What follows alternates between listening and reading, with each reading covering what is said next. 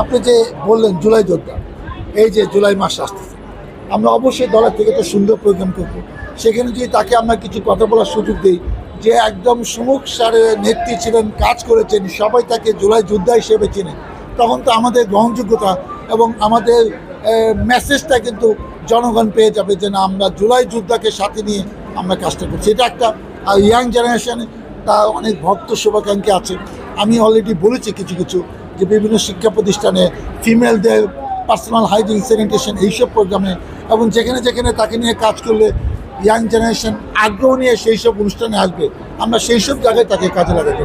তাকে আমরা মহিলা নেত্রী হিসেবে কাজ করতে দিতে চাই না, আমরা বিএনপি নেত্রী হিসেবে তাকে কাজে লাগাতে পাই, এবং সেও যেন কাজে লাগে মনে করে এটা বড় প্ল্যাটফর্মে কাজ করে মজা আছে, শান্তি আছে, এবং তার পরিচিতি এই সাভার থেকে বেড়ে সারা বাংলাদেশে ছড়িয়ে পড়ে, এটাই আমার প্রত্যাশা। তারেক রহমান আমাদের মাননীয় দেশনায়ক, যিনি তার যে একাত্মতা, দেশের প্রতি ভালোবাসা, সেটা আমাকে মুগ্ধ করেছে। খালেদা জিয়ার যে আপসীনতা, সেটা আমাকে প্রচুর পরিমাণ অনুপ্রাণিত করে।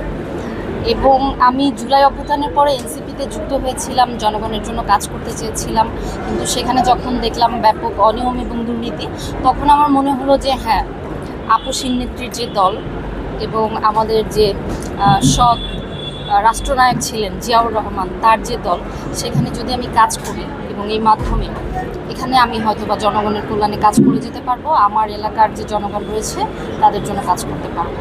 এবং আজকে আমি প্রায় 2 শতাধিক নেতাকর্মী নিয়ে এনসিপি থেকে জাতীয়তাবাদী দল বিএনপিতে যোগদান করেছি। আপনারা জানেন তিনি গত 24 আন্দোলনে সম্মুখসারী যোদ্ধা ছিলেন, জুলাই যোদ্ধা হিসেবে সকলের কাছে পরিচিত। সেই হিসেবে তিনি সাভারের যে ছাত্র জনতা আন্দোলন ছিল, তিনিও অগ্রণী ভূমিকা পালন করেছেন।